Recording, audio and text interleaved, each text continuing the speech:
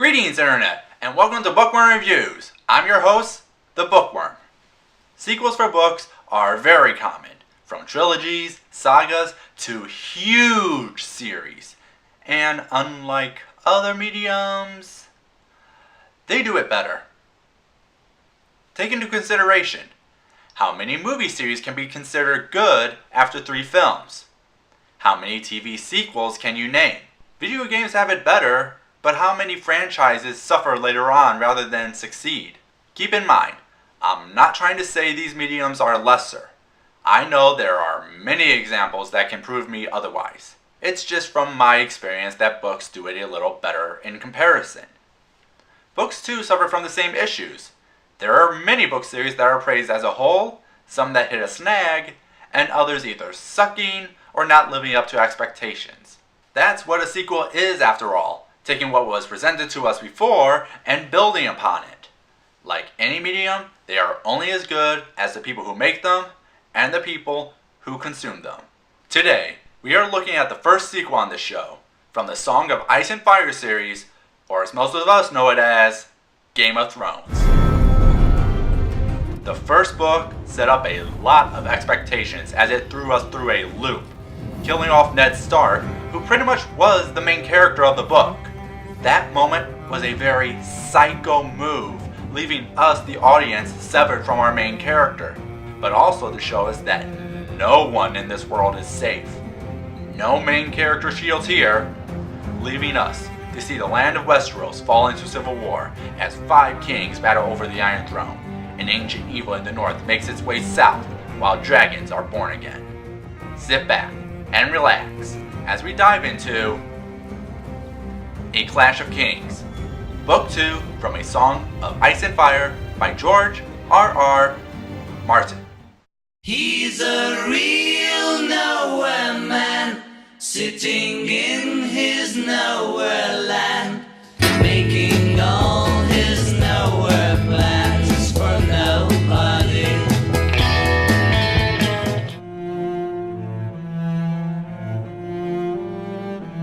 The comet's tail spread across the dawn, a red slash that bled above the crags of Dragonstone like a wound in the pink and purple sky. The maester stood on the windswept balcony outside his chambers. It was here the ravens came after a long flight. Their dropping speckled the gargoyles that rose 12 feet tall on either side of him, a hellhound and a wyvern, 2 of the 1,000 that brooded over the walls of the ancient fortress. When first he came to Dragonstone, the army of stone grotesques had made him uneasy, but as the years passed, he had grown used to them. Now he thought of them as old friends. The 3 of them watched the skies together with foreboding. The maester did not believe in omens, and yet, as old as he was, Creston had never seen a comet half so bright, nor yet that color, that terrible color, the color of blood and flame and sunsets. He wondered if his gargoyles had ever seen its like. They had been here so much longer than he had, and would still be here long after he was gone. If stone tongues could speak. Such folly. He leaned against the battlement, the sea crashing beneath him, the black stone rough beneath his fingers. Talking gargoyles and prophecies in the sky? Am I an old done man grown giddy as a child again? Had a lifetime's hard-won wisdom fled him along with his health and strength? He was a maester, trained and chained in the great citadel of Old Town.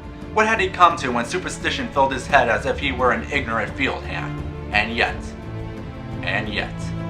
the comet burned even by day now, while pale gray steam rose from the hot vents of Dragonmount behind the castle. And yestermore, a white raven had brought word from the citadel itself. Word long expected, but no less fearful for all that. Word of summer's end. Omens all. Too many to deny. What does it all mean? He wanted to cry. Like I said before, the land of Westeros is in civil war due to the death of Lord Eddard Stark. He learned that the new King Joffrey was born out of incest. Ew! From Queen Cersei and Kingslayer Jaime Lannister. Again. Ew! Enraged, Robb Stark has taken his bannermen and gone to war under the title of King of the North. Meanwhile, Stannis and Renly Baratheon battle in the south, each claiming to be their rightful king, all while a red comet runs across the sky, leaving the land to tremble, as kings clash. A Clash of Kings is a very good sequel to A Game of Thrones. It takes what was set up and builds on it to give us some great character moments. It's the many different characters that gives the series its depth. For this book, the characters we follow are Tyrone, Kathleen, Davos, Sansa, Arya, Bran, Jon, Theon, and Daenerys. I'm still amazed at how Martin is able to have so many characters and not make it a convoluted mess. Each character gives us a distinct personality from the diverse lands of Westeros. But the one who owns this book is Tyrone Lannister. Hands down, he makes this book, stepping up from side character to main, and he is simply awesome.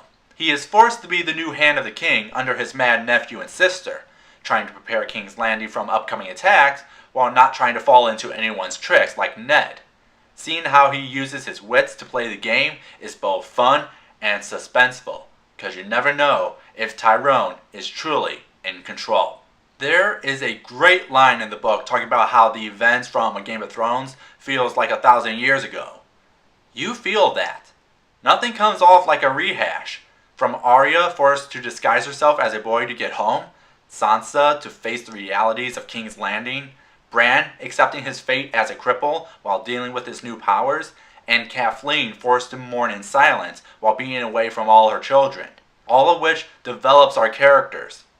Especially Arya, who becomes both scary and straight up badass. We also get some new characters. Theon Greyjoy I found to be a pretty tragic one.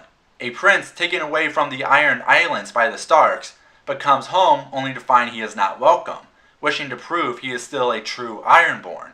The other one, Davos, I didn't find quite as interesting.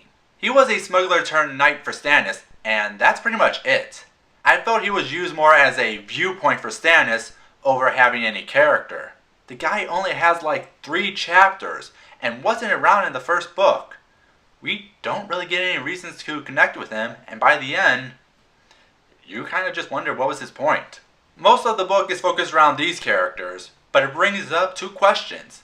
What about Jon Snow going beyond the wall, and what happened to Daenerys after she somehow brought dragons back into the world? Well, most of the book is focused on the 5 Kings War. Because of that, Jon and Daenerys don't get much read time. Their storylines are more, I need to move these characters from here to here. Jon gets the better end of the deal because we are shown more of his character when he faces several wildlings, as well as a great cliffhanger about what he will have to do next. You can also say Bran's story arc is more in tune to Jon's. But for Daenerys, she has nothing to do. Seriously, can someone explain to me what really happened to Daenerys' character here? There are only 3 things I could think of. What happened after she brought the dragons back? The foreshadowing with the warlock? Which, by the way, when I reread that, made me go, oh my god, I know what's going on. And the characters she meet at the end. It feels like she didn't have anything to do at all. Most of these storylines are to set up the next book. Oh my god! I barely scratched the surface for this book. There are so many other characters. Cersei, Bernide, Jaqen H'ghar, Ygritte, the Hound, Shae, Melisandre. Just what the hell is that woman planning? Joffrey. Oh my god, how I hate Joffrey. Not to mention the Battle of Blackwater, the conversation between Jaime and Kathleen, the mind games between Cersei and Tyrone. There is just so much. Look at this book. It's huge and filled to the brim with such an amazing world and characters. I said the series is epic, and A Clash of Kings continues to fly that banner proudly. Hear me roar indeed. To wrap up, A Clash of Kings does everything a good sequel does, building upon what it built and delivering on what makes the series a compelling read. I did find Jon and Daenerys' storylines were more point A to point B, as well as Davos not having much of a character at all. But I can forgive that, because what Martin has planned for us next more than makes up for it. And if you think this book was epic, brother, you ain't seen nothing yet. What about you, Internet? What's your opinion? As for next week, we're going to take a look at one of America's most famous writers. Till then, remember, Have a nice day.